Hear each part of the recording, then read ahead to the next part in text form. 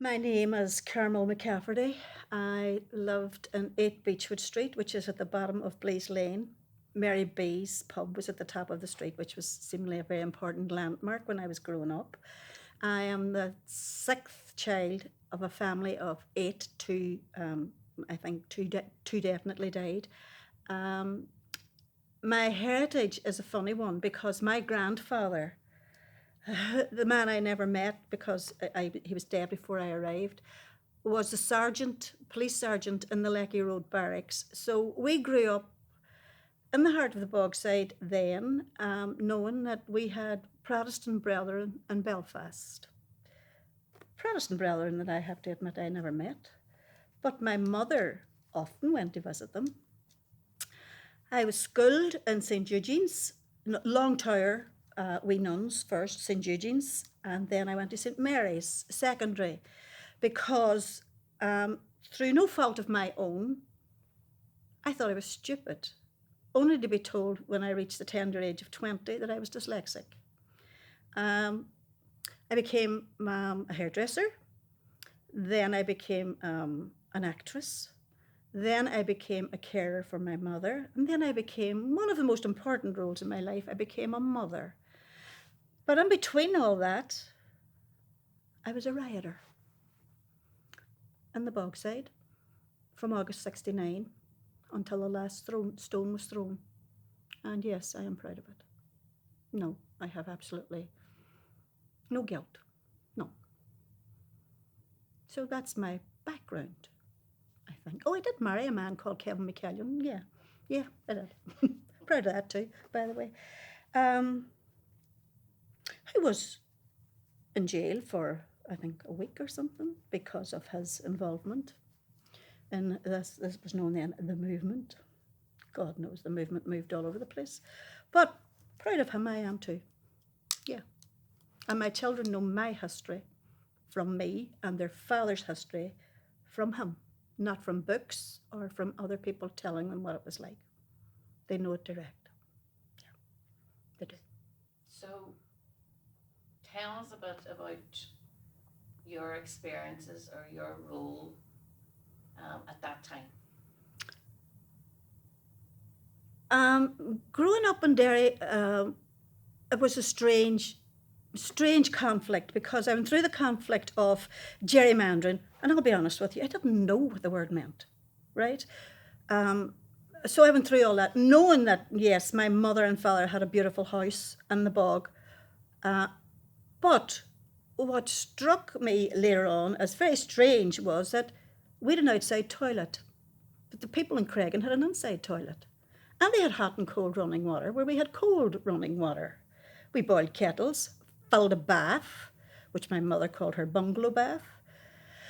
And this was all going on during the movement's troubles. And I got involved, so to speak, because one night my husband and I, we were boyfriend, girlfriend then, went to pictures. And when Kevin was growing up, he'd been to St Columb's College, and then he went to training college, and then he became a teacher. And it was unheard of for a teacher to fall in love with a hairdresser, or vice versa. They only fell in love with teachers, or nurses, I might add. Anything with an education. But he fell in love with me and I with him, and we went to pictures every Saturday night. Then, because he was, as I say, a teacher, we went to the Castle Bar, which is in Waterloo Street, where late drinking was involved. Coming home that night from the Castle Bar, it was a Saturday night, we were walking down Fawn Street.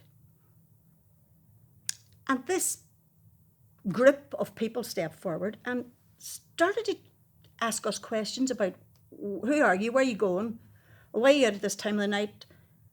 And I think I might have been a wee bit cheekier than Kevin, and I told him it was none of his business, that my mother and father knew where I was, and that was all that was important.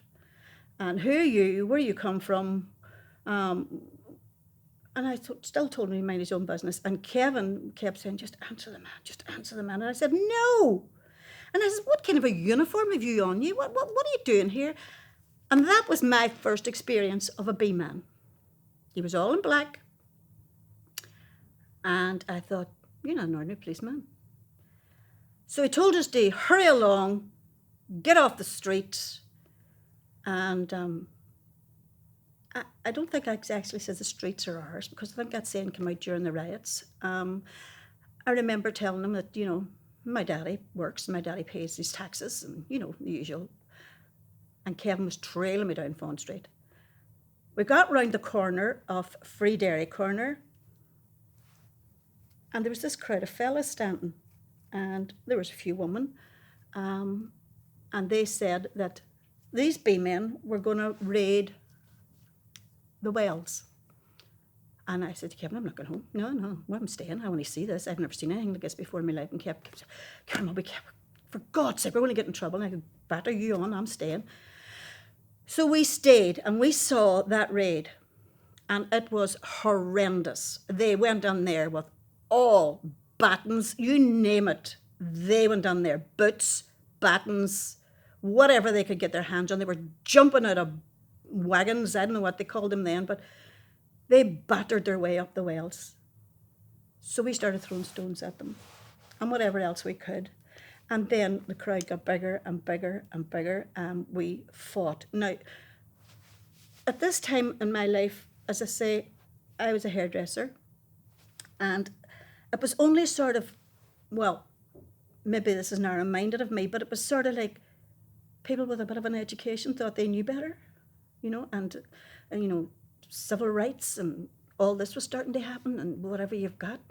And I thought, I don't care where you were taught, I don't care. It's my city, it's worth fighting for. And I can't remember how the riot stopped, but we did go to 8 o'clock Mass in the Long Tower. We did go to Mass. And through the network of people coming and going, I said, look, would you call into my mother in 8 Beechwood Street and tell her I'm okay and that I'm down the bog? And it wasn't even called the bog then.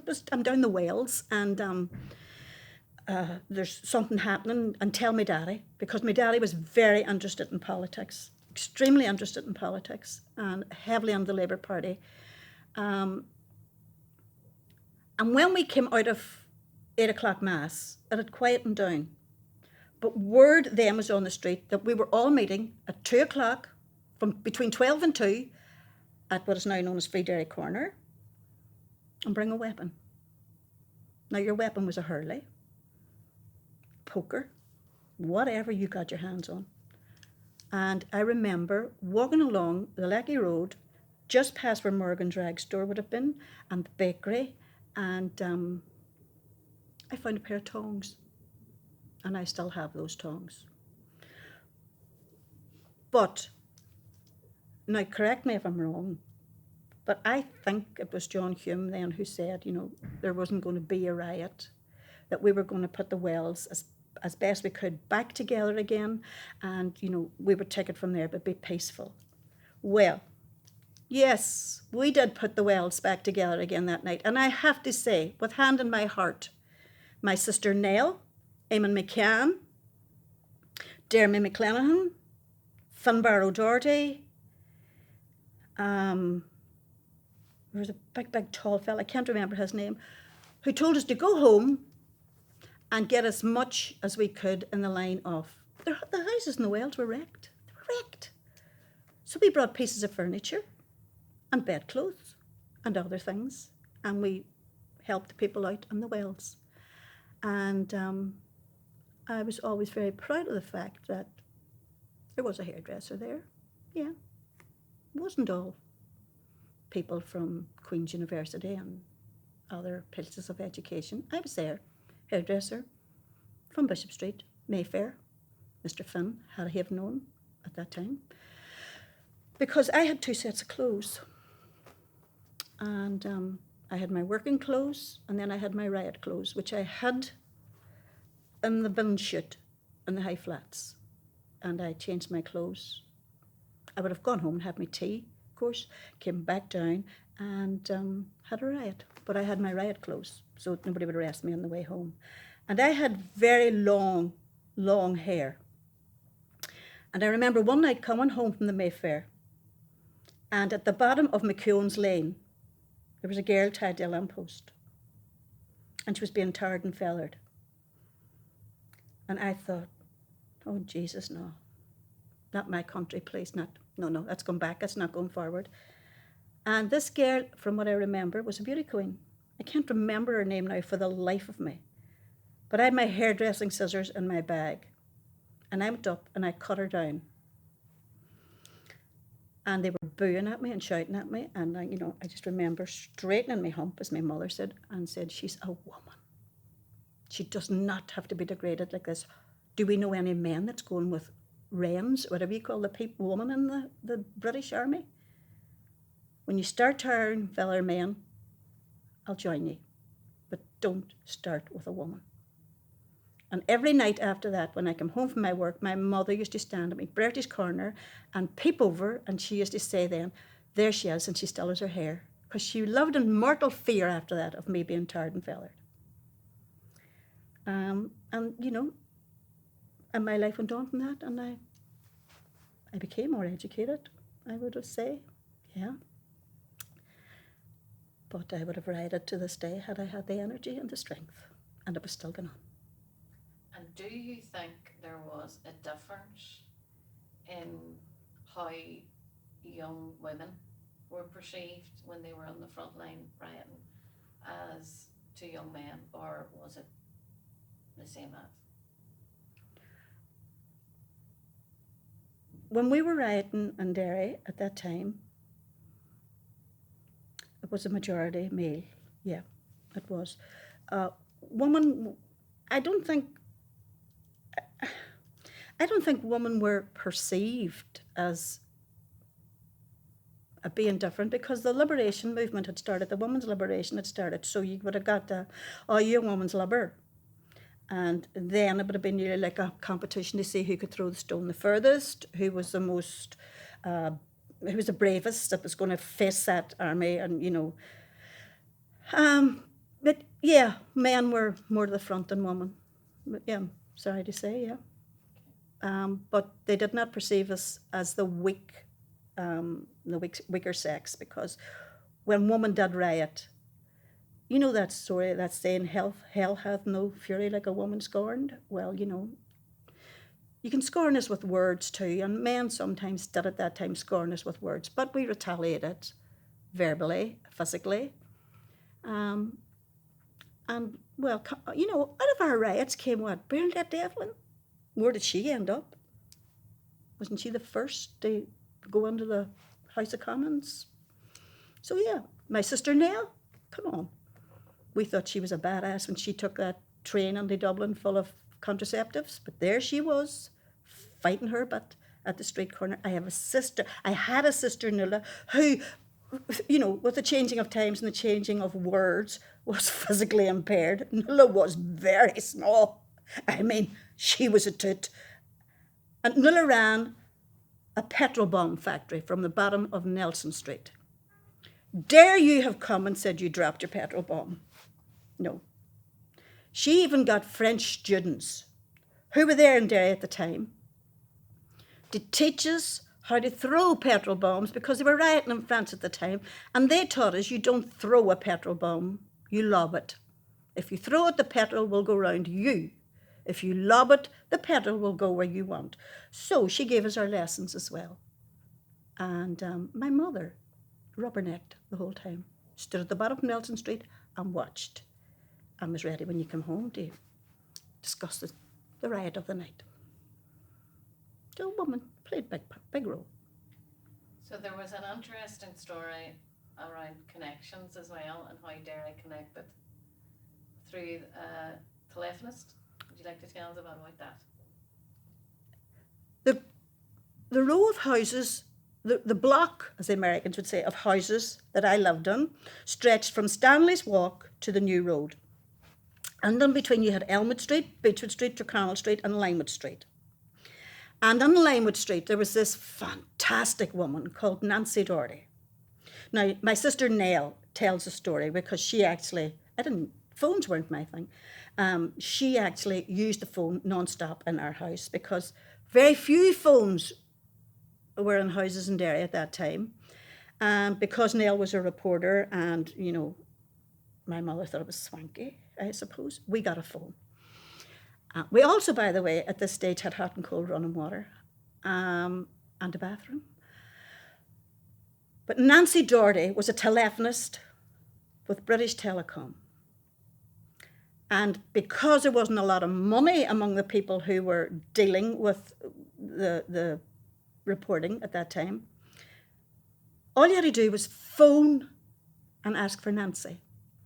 And Nancy put more people through to calls all around the world.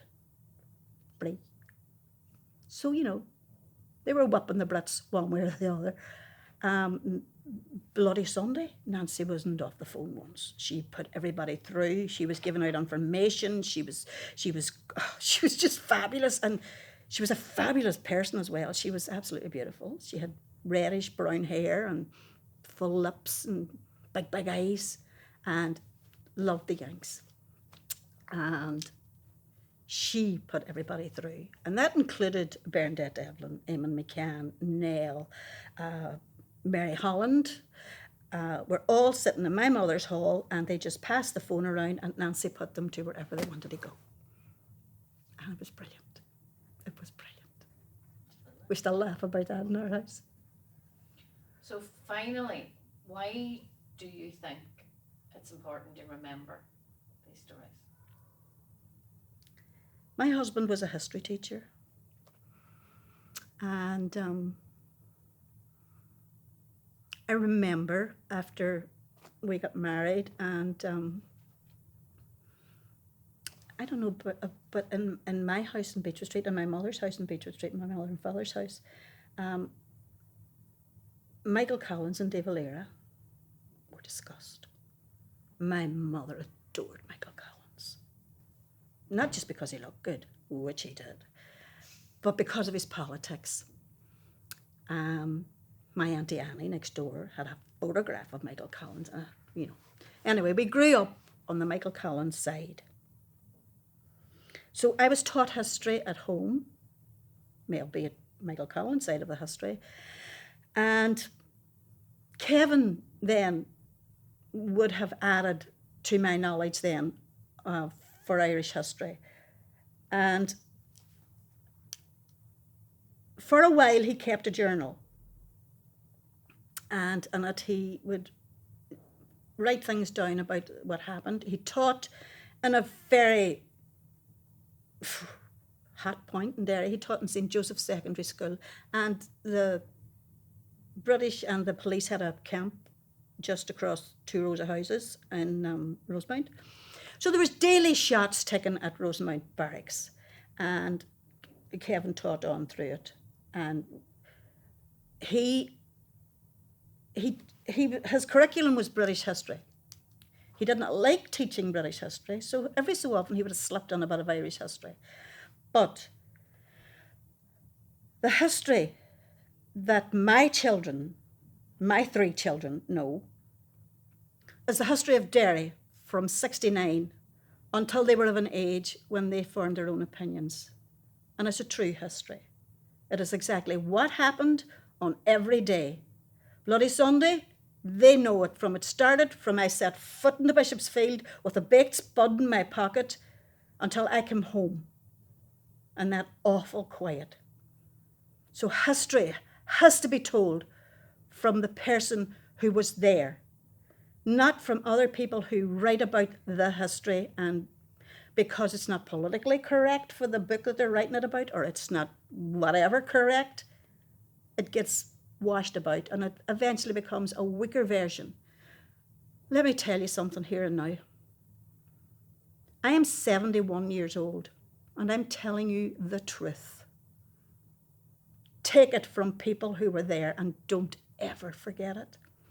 And don't ever read a book and say, that's how it happened, because it's not always the truth. But if you hear from somebody who was there and who have told the truth to their children, believe you me, believe it. It's the truth. Don't let anybody tell you your history. Learn it from the people who were there. That's your history.